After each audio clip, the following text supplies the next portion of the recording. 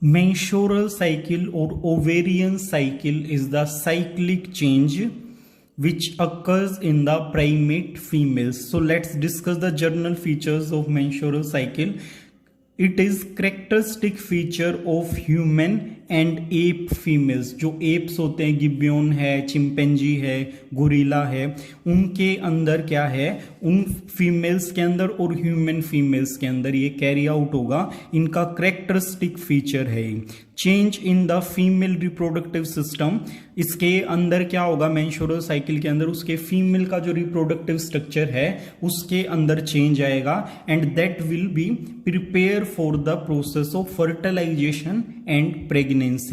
Starts at puberty. Menstrual cycle will start only at the puberty. Remains suspended during pregnancy.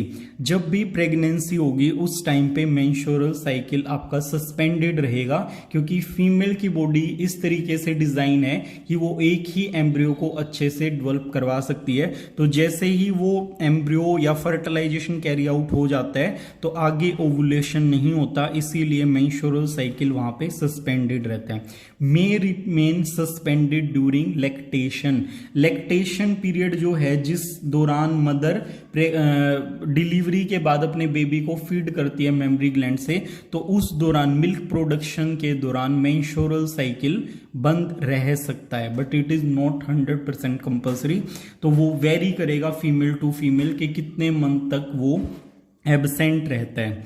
इसके बाद क्या है, permanent जो stoppage है that will be occur on the menopause which is around 45 to 50 year of age. 45 से 50 साल की उम्र में परमानेंटली ये स्टॉप हो जाता है due to the decrease in the level of estrogen hormone. तो उस टाइम पे परमानेंटली स्टॉप हो सकता है. इनके अलावा कोई हार्मोनल इम्बैलेंस है उस दौरान भी ये एब्सेंट हो सकता है. सो फेजेस क्या हैं? First phase of menstrual cycle is menstruation which is a bleeding period which will last from 4 to 5 days. Second phase is follicular phase और प्रोलिफरेटिंग फेज. इसके अंदर क्या है, फोलिकल डेवलप होगा और वो एग को रिलीज करेगा. इस फेज को हम फोलिक्यूलर फेज बोलते हैं. ये 10 से 12 दिन का फेज रहता है. इसके जस्ट बाद ओवुलेशन होगा. तो ओवुलेशन कब होगा? That will occur on the 14th day of the menstrual cycle. 28 days का ये साइकिल कंसीडर किया जाता है. उसके बिल्कुल मिड में एग रिलीज होता है और इसको हम ओवुलेशन बोलेंगे.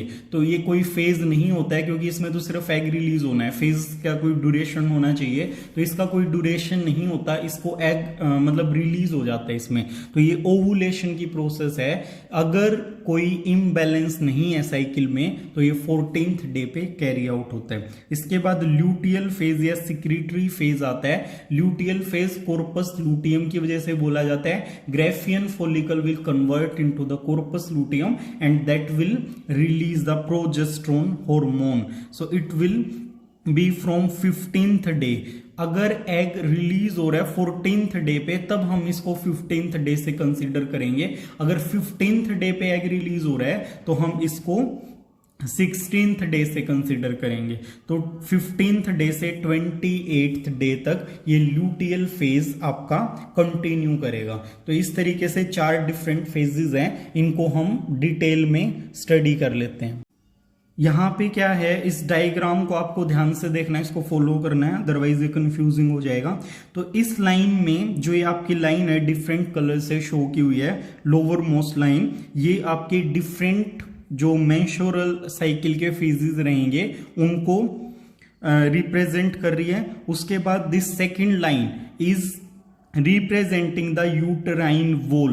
यूटराइन वॉल कब कम हो रही है, कब उसकी थिकनेस कम हो रही है, कब ज्यादा हो रही है, तो उस चीज को ये यूटराइन वॉल की हेल्प से हम शो करेंगे. ओवेरियन हार्मोन को ये शो करेगा यहाँ पे. तो ओवेरियन हार्मोन हम यहाँ पे शो करेंगे. और लास्ट में क्या है, चेंज इन द ओवेरी. इस रीजन में हम ओवेरी के अंदर जो चेंजेस आएंगे उनको शो करेंगे. तो यहां से हम स्टार्ट करते हैं. सबसे पहले क्या होगा, यूटराइन वॉल का हम जो ब्रेकेज है जिसको हम मेंस्ट्रुअल बोलते हैं, तो मेंस्ट्रुएशन से ही फर्स्ट डे कंसीडर किया जाता है। फीमेल को जिस डे पे फर्स्ट डे ब्लीडिंग होती है that is considered as first day of the menstrual cycle.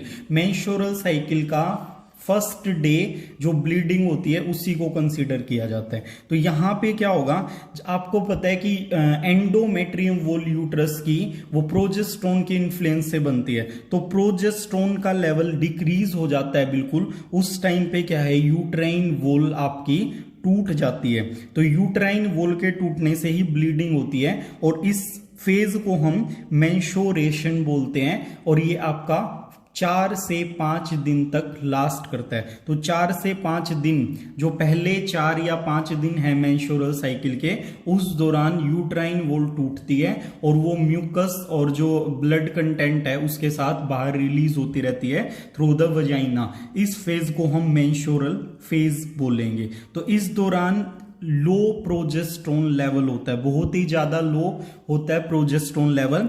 So that low progesterone level will stimulate the pituitary gland. आपको ध्यान रखना है कहां कहां पे जा रहे हैं, कौन सा हार्मोन किसको स्टिमुलेट कर रहा है। तो low level of progesterone will stimulate the pituitary to release the FSH।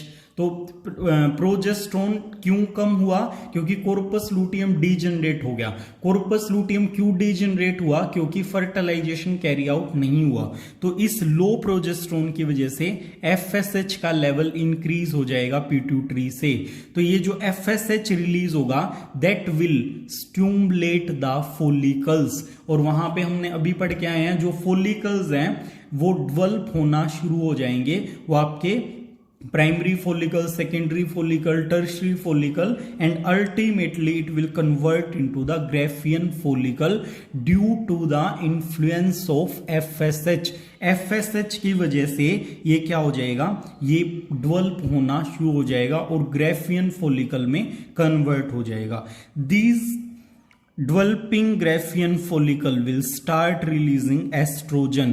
ये एस्ट्रोजन रिलीज करेंगे and here you can see progesterone level बहुत कम हो रहा है, FSH का लेवल बढ़ रहा है। FSH का लेवल बढ़ने से फॉलिकल डेवलप हो रहे हैं और फॉलिकल डेवलप होने से एस्ट्रोजन का लेवल इंक्रीज हो रहा है। तो FSH और आपके एस्ट्रोजन दोनों इंक्रीज कर रहे हैं और प्रोजेस्टेरोन का लेवल अभी भी कम है। इसी फेज में यूट्राइन वॉल अपने आप को रिपेयर करना शुरू कर देती है, तो वो दोबारा से डेवलप होने लग जाती है। तो इसकी थिकनेस थोड़ी सी बढ़ जाती है, 2 mm तक इंक्रीज कर जाती है। इसके बाद क्या होगा, इस फेज को हम, क्योंकि इसमें फॉलिकल डेवलप हो रहा है that is why it is known as follicular phase. बड़े ध्यान से आपको हार्मोन्स और जो क्या क्या चेंजेस आ रहे हैं उन सबको आपको ध्यान रखना है। तो second phase is follicular phase which is under the influence of FSH, और FSH की वजह से फॉलिकल एस्ट्रोजन रिलीज करेंगे और यूट्राइन वॉल अपनी थिकनेस बढ़ाने लग जाती है। अब ये फॉलिकल जो है वो आपका क्या करेगा, डेवलप होना शुरू होगा। तो फॉलिकल डेवलप होने के बाद, ग्राफियन फॉलिकल में कन्वर्ट होने के बाद, उस टाइम पे क्या होगा, जो ये FSH है इसका लेवल दोबारा से डिक्रीज होना शुरू हो जाता है। एस्ट्रोजन बढ़ेगा और FSH आपका कम होना शुरू हो जाएगा। तो decrease FSH will stimulate the pituitary gland to increase the level of luteinising hormone. इसकी वजह से LH हार्मोन इंक्रीज हो जाएगा। तो FSH एक बार इंक्रीज हुआ फिर कम हुआ और उसके कम होने की वजह से LH हार्मोन पीक लेवल पे आ जाता है just before the 14th day. तो ये ल्यूटियल फेज होता है, इसको LH सर्ज फेज बोलते हैं। इस दौरान क्या होगा, ये ल्यूटियल फेज जो LH हार्मोन है, LH हार्मोन स्टिमुलेट करेगा ग्राफियन फॉलिकल को और इसके इन्फ्लुएंस में आके एग रिलीज हो जाता है। This is known as ovulation. ये थर्ड फेज कंसीडर किया जाता है, फेज नहीं है ये, फिर बता रहा हूं, it is just release of the egg. तो यहां पे एग रिलीज हो जाता है। इस दौरान LH का जो लेवल है वो बहुत ज्यादा हाई होता है। अब LH के ज्यादा अमाउंट में रिलीज होने से एग रिलीज हो गया और ग्रेफियन फॉलिकल जो है that will convert into the corpus luteum and corpus luteum क्या करेगा आपका corpus luteum will again start releasing the progesterone. So progesterone का लेवल आप देख सकते हो वो धीरे धीरे इंक्रीज होना शुरू हो जाता है और इसी की वजह से यूटराइन वॉल फिर से थिक हो जाएगी और इसकी 5 mm तक थिकनेस इंक्रीज हो जाती है। तो इस दौरान क्या होगा ये इंक्रीज करता रहेगा और आपका इसको प्रेगनेंसी के लिए प्रिपेयर करेगा यूट्राइन फेज को। तो ये जो फेज है इसमें कॉर्पस लूटियम होता है, इसको हम ल्यूटियल फेज कंसीडर करते हैं which is the 4th phase of the menstrual cycle. अब दो पॉसिबिलिटीज आती हैं, प्रोजेस्टेरोन का लेवल बना रहेगा अगर फर्टिलाइजेशन कैरी आउट हो जाता है। इस दौरान अगर फीमेल मेटिंग में जाएगी तो एग को स्पर्म मिलेगा, fertilisation will occur and that fetal will maintain the level of progesterone. Corpus luteum बना रहेगा उस दौरान और ये आपका प्रोजेस्टेरोन इंक्रीज होता रहेगा और यूट्राइन वॉल मेंटेन रहेगी। But in the case of absence of fertilisation, अगर फर्टिलाइजेशन नहीं होता है तो corpus luteum will convert into the corpus albicans और उसकी वजह से प्रोजेस्टेरोन लेवल डिक्रीज होगा और फिर से आपका ये फर्स्ट फेज शुरू हो जाएगा, यूट्राइन वॉल का ब्रेक डाउन होगा और मेंस्ट्रुअल साइकिल स्टार्ट हो जाएगा। तो इस तरीके से ये फेजेस आपके चलते रहते हैं हार्मोन के इन्फ्लुएंस से और फर्टिलाइजेशन और नॉन फर्टिलाइजेशन उनके चांसेस को देखते हुए ये अपने आप को इस तरीके से मेंटेन रखते हैं। सो ये हार्मोनल इन्फ्लुएंस की वजह से पूरा का पूरा कंट्रोल्ड मैनर में होता है। तो यहां पे हम एक बार इसको रिकैप कर लेते हैं। जैसे सबसे पहले क्या है, प्रोजेस्टेरोन डिक्रीज होगा, उसकी वजह से पिट्यूटरी स्टिमुलेट होगा और एफएसएच का लेवल इंक्रीज हो जाएगा। Increased FSH will stimulate the follicle और फॉलिकल क्या होंगे, ग्रेफियन फॉलिकल में कन्वर्ट हो जाएंगे। Graafian follicle will release the estrogen और increased estrogen will repair the endometrium wall. This increase estrogen will stimulate the pituitary gland to decrease the FSH। FSH क्या है, follicle stimulating hormone है और जब oestrogen ज्यादा release होने लग गया है, कौन रिलीज कर रहा है, फॉलिकल। तो एस्ट्रोजन जब ज्यादा रिलीज होने लगा है तो फॉलिकल आपके स्टिमुलेट हो चुके हैं, तो एक टाइम पे एक ही फॉलिकल हमें स्टिमुलेट करना है, इसीलिए increase in estrogen will decrease the level of FSH क्योंकि फॉलिकल स्टिमुलेट हो चुका है। तो उस टाइम क्या होगा, ये डिक्रीज होगा और due to the decrease of FSH LH will increase और LH के इंक्रीज होने से ही क्या होगा, वहां पे ओवुलेशन होगा। ओवुलेशन होने के बाद कॉर्पस लूटियम बनेगा और कॉर्पस लूटियम प्रोजेस्टेरोन हार्मोन को इंक्रीज करेगा। तो यहां पे आप क्या देख रहे हो, लेवल जो है हॉर्मोन्स का वो कभी इंक्रीज हो रहा है कभी डिक्रीज हो रहा है, that is to maintain this cycle. और इसी साइकिल की वजह से आपके फर्टिलाइजेशन या जो अदर इवेंट्स हैं वो कैरी आउट होते हैं। So we have done with the menstrual cycle. Thank you.